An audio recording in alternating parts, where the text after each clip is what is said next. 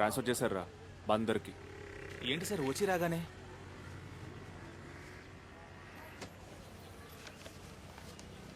ఇందులో 5 ఉన్నాయి. ఒకటి నీ షాప్ అంటించు, మిగతావి ఎవరు లేని టైం చూసి ముఖ్యమైన స్పాట్స్లో అంటించు.